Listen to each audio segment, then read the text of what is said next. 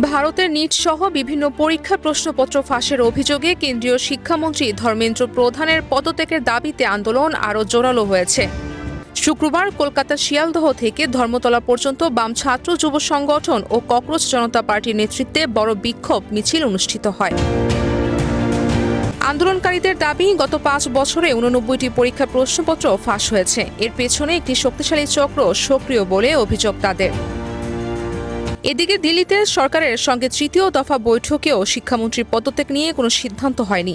তবে ক্ষতিগ্রস্ত শিক্ষার্থীদের পরিবারকে ক্ষতিপূরণ এবং আন্দোলনকারীদের বিরুদ্ধে দায়ের করা মামলা প্রত্যাহারের বিষয়ে নীতিগত সম্মতির কথা জানিয়েছেন সিজেপি। সব দাবি বাস্তবায়নে সরকারকে শনিবার দুপুর 2টা পর্যন্ত 24 ঘন্টার আলটিমেটাম দিয়েছে সংগঠনটি।